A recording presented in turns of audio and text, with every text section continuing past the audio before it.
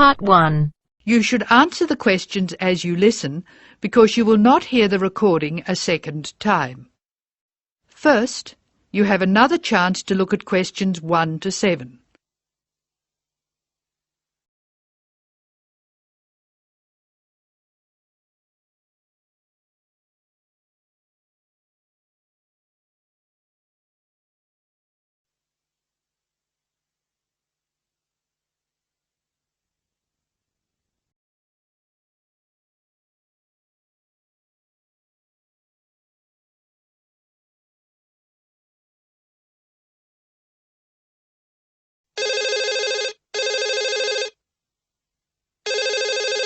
Hello, Megan speaking. Hello, Megan. Hello, Ken. I'm glad you called. Thomas asked me to give you his telephone number. Is that his office number or his home number? I can give you both. His new home number is 9452-3456. Would you like his office number? I think I have it. Does 97314322 sound right? That's it. But the home number is 9452-3456. He moved in last week. Good. I've got that. Now, what would you like to do? Well, I'd like to go dancing, but Jane's hurt her ankle, so she'd rather not. That's a pity. I guess it means she doesn't want to play tennis either. That's right. She says it's okay to go bowling if we don't expect her to do well. Okay, let's do it. I guess we can go dancing some other time. Well, I booked us some time at the bowling alley of Entertainment City. Do you know it? Is it on Smith Street? Down near the university? That's right. It's on the corner of Smith Street and Bridge Road. What time did you book for? The first booking I could get was 8 o'clock. Okay, it's 7 now. What do you want to do first? Well, I think we should leave now. We can meet at the bowling alley. I can't be that quick. I have to call Thomas to start with, and I need to get changed. Okay, I think I'll leave in 10 minutes and meet you in there. That makes sense. I'll take my car, so I'll be quite quick. I'll be out of here in half an hour. Okay. You're so lucky to have a car. You can get around so easily. Well, yes and no. I often spend ages driving around trying to find a park. The traffic can be very bad. Well, that won't be a problem for me, because I'll take the bus. It goes right past my door, and I'll have plenty of time. Sounds good. Who else is coming? I think nearly everyone from the afternoon class will be there. Which class? The big maths class or the afternoon tutorial? The maths class. What's more, we get a concession for large numbers. That's good. I'm trying to keep my expenses down this month. So am I. I expect tonight will cost about $20. You must be good with money. I expect it to come to, nearly $40. So how are you going to manage that? Well, the bus is cheap, and if I come home early, I won't have time to spend too much. In any case, I have to be up early tomorrow morning, so I'd really better try to get home by about 11. That reminds me. I have to phone the taxi company for my mother. Goodbye, Megan. I'll see you later. Goodbye, Ken. Ken calls the taxi company. Listen and be ready to answer questions.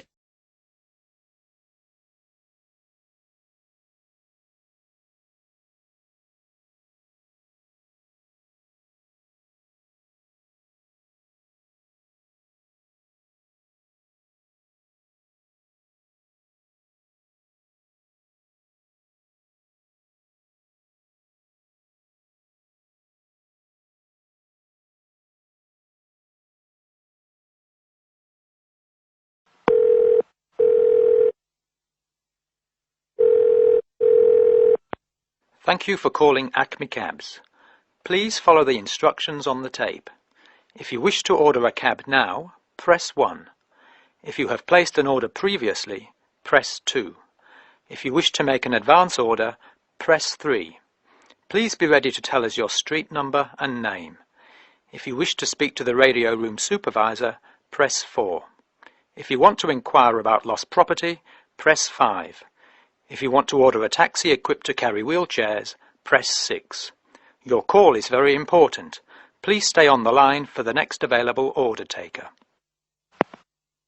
Hello, I think I left something in one of your cabs on Thursday. It was a brown paper package with an address written on it in green ink. Has anyone handed it in?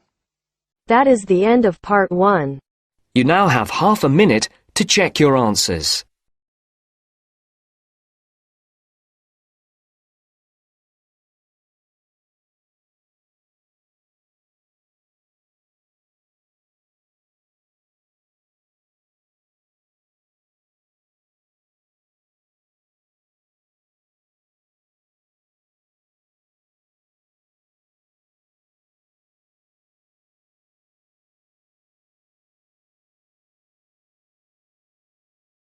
Now turns to part 2. Part 2. You are going to hear some announcements made to a group of people who are planning a trip to Greece. First, look at questions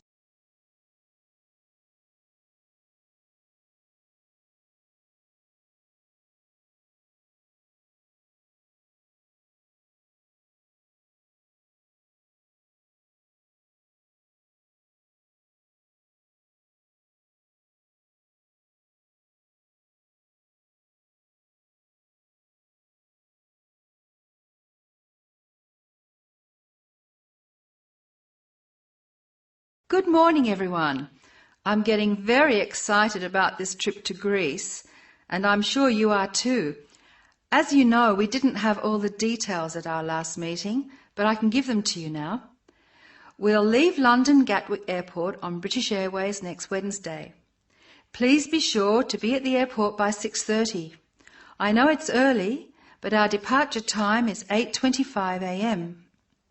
We're quite a large group and we don't want to have any hassles. Please be sure to have all your travel documents ready. We'll arrive in Athens at 2:25 in the afternoon and there'll be a vehicle there to meet us. It'll be a full-sized coach so everyone can travel together.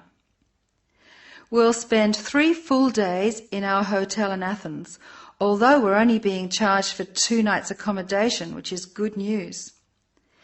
The second day we'll go to the National Archaeological Museum to see the enormous collection of ancient Greek works of art, antiques, statues, a brilliant display. We'll eat out at a typical Greek restaurant on Thursday night. It's going to be a very busy time in Athens. Friday morning and afternoon we'll visit historic sites, but we have nothing planned for the rest of the day. On Saturday we're off to the islands, the Greek islands of ancient myth and modern romance. Now the big news. At first we thought we'd take the ferry, but we've been very lucky to secure a sailing boat, which is big enough for all of us. I'm really excited about this part of the trip because we'll see the islands to the best advantage and we'll be able to cruise around and sleep on board. We'll get off at different islands and for one part of the trip we'll have people playing Greek traditional music actually on board with us. Now I'll pass out a brochure with all the details. Now look at questions 16 to 20.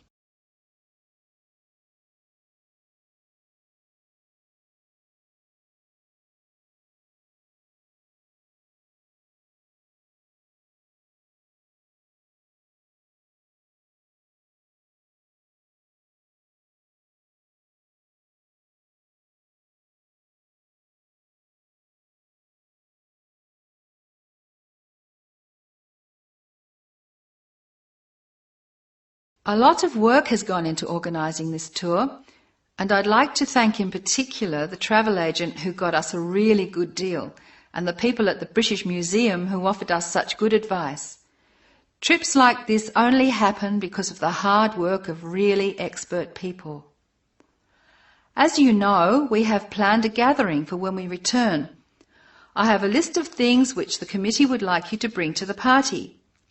They are your pictures and something to eat for everyone to share. You are almost bound to have people ask what we have in common and why we're travelling as a group. I suppose the answer is that we're interested in learning about old societies and vanished cultures, and we all enjoy travelling. Of course we enjoy fine food too, but that's not as important.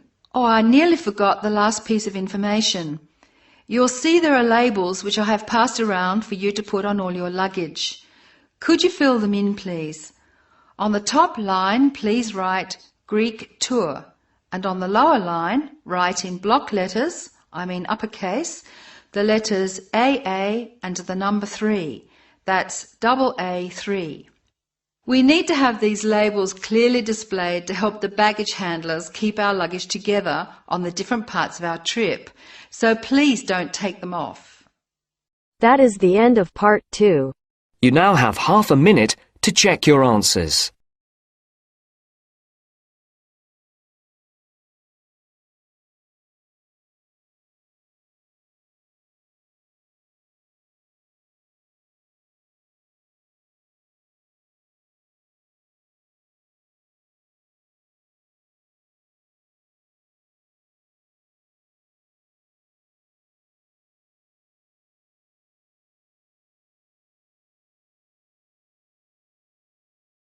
Now turns to part 3. Part 3.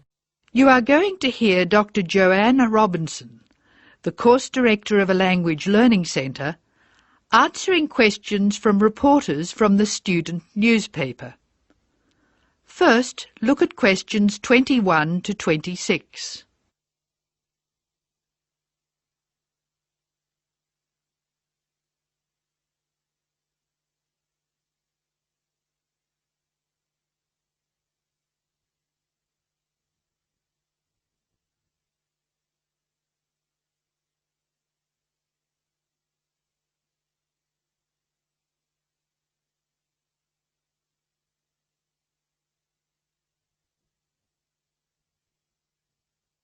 Welcome to the Language Learning Center. I'm Joanne Robinson.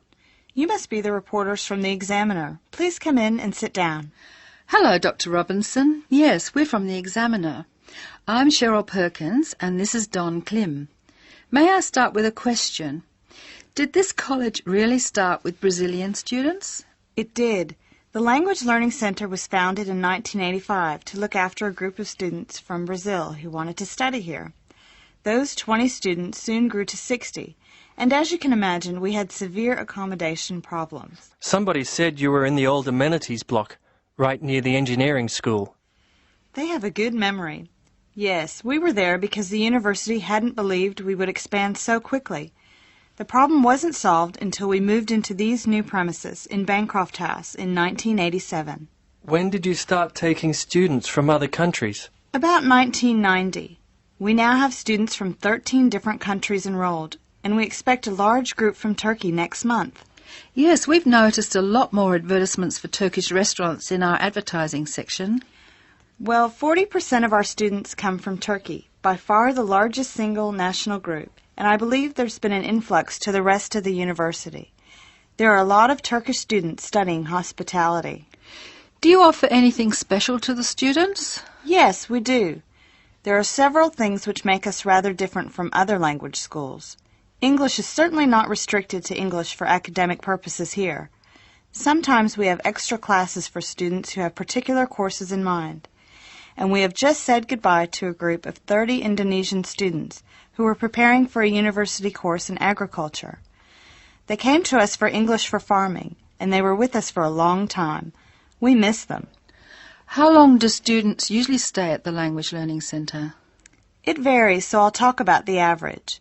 Most of our courses last for 5 weeks, but to make any real progress, a student needs to be here for at least 3 terms.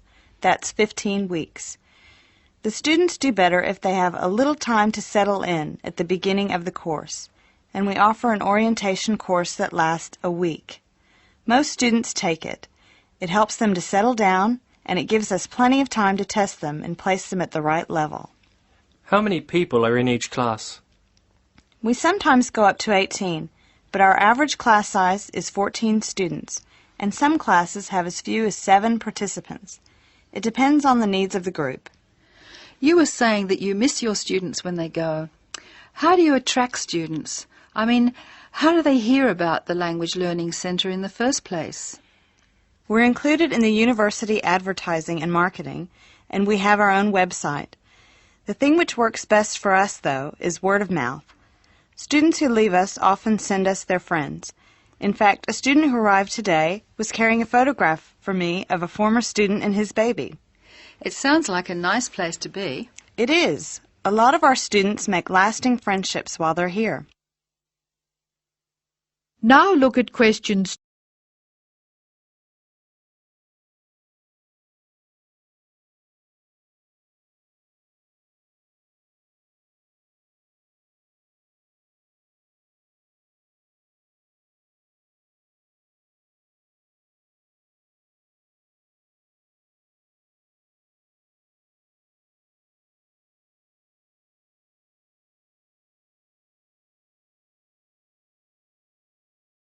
Making friends with other students sounds special enough.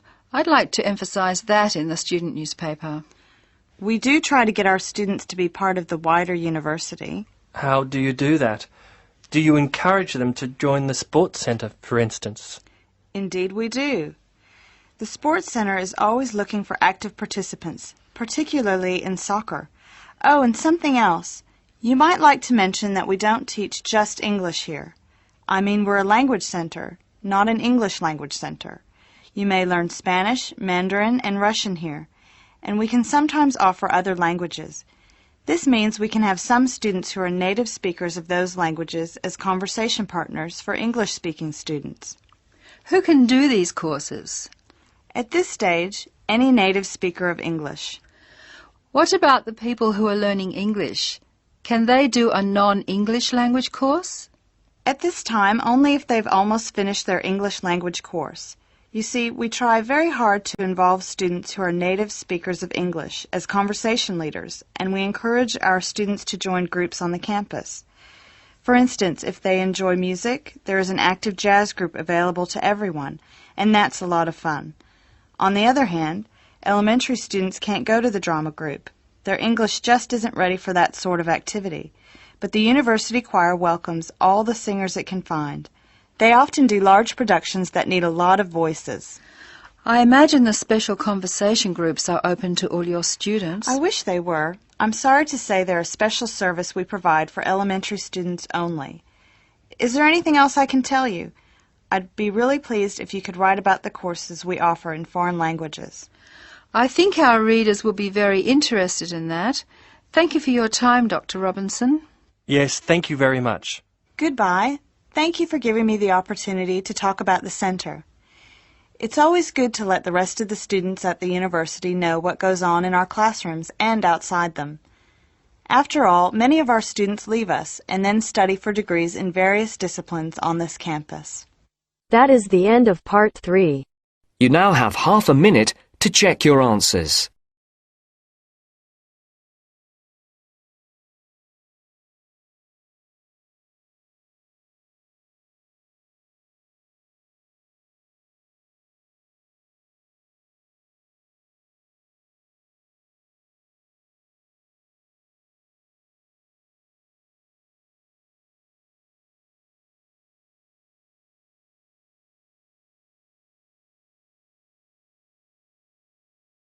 Now turns to part 4. Part 4. You will hear a presentation. First, you have some time to look at questions 31 to 40.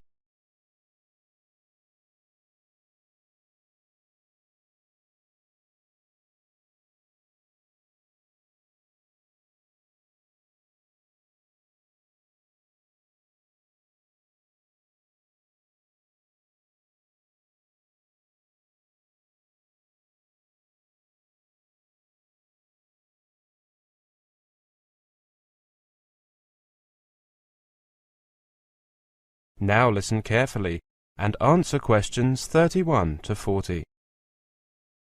Welcome to this presentation on the results of our survey of Asian students in Australia, the UK and the US. Australia is growing in popularity among Asian students, while the UK and the US are losing ground as the place to study for a degree, according to our international survey. Our research is based on the views of 1,500 undergraduates from 10 Asian countries studying in Britain, the USA and Australia. 60% of the students were aged between 18 and 21, and 30% were between 22 and 25. 4 in 10 students cited a better quality of education as their main reason for studying away from their home country. About 27% said they were doing it to broaden their experience, and because they were attracted by the cultural experience of living in a foreign country. Business, commerce, and marketing are still by far the most dominant field of study, attracting almost 2/5 of students. 3/4 of Asian students polled in Australia said it was their first choice, compared to less than half when we conducted the same survey in the year 2000. From an Australian perspective, it's very positive, because more and more students are consciously choosing Australia rather than it being a second choice. The UK and American parts of the survey show that they are no longer the preferred destinations they were, despite still being seen as offering the best education in the world. Australian universities have done a really good job of promoting Australia as well as their own universities. Australia is seen as good value for money and is attracting the more price-sensitive students. Australia's overseas students' enrolments have doubled since the year 2000 to 200,000 in 2006, at a time when they have declined in the US and the UK's share of the global market is declining. Reflecting this increase, Australia's education exports rose 17.8% last year, and were valued at more than $5 billion for the first 9 months of 2006. In the United States, a clampdown on foreign students following the terrorist attacks on September the 11th has made many Asian students feel unwelcome. As a result, applications to American universities have declined. This could happen in the UK. If students find it hard to get visas, they could question whether the country really wanted them. Another factor in Australia's growing popularity was the wish of some members of the growing Asian middle class to settle in the country after studying there. The cost of study and value for money also featured highly on the list of reasons students gave for choosing Australia as a study destination. Much higher than in Britain. 34% said they selected Australia because they thought living expenses were relatively less expensive, and 20% made their decision because tuition fees were cheaper. Quality remained the biggest drawcard for students wanting to study in Australia, reinforcing the critical importance of its reputation overseas, according to new research. Asian students still rank the US and Britain as having the highest quality universities, but Australia rated third, but ahead of other destinations like Canada, New Zealand and Germany. Despite the emergence of transnational education programs, 81% of students did not consider undertaking a foreign degree in their home country.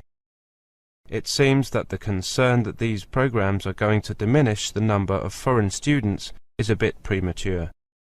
Only 4% of those enrolled in Australia had studied overseas before, a figure we attribute to an emerging middle class of Asian students wanting to study offshore. In the past, many Asian students had come from their home country's elite, high-income families whose parents had studied abroad. What we've got now is an emerging middle class who maybe haven't travelled before and whose parents were not educated overseas. Our study also shows that students rely more on education agents than in the past, with implications for universities that plug direct enrolments online. Whilst our findings are good for Australia, which is increasing in popularity as a study destination, they do not mean that Australia can rest on its laurels, as competition is increasing from a growing number of institutions and study destinations. That is the end of part 4. You now have half a minute to check your answers.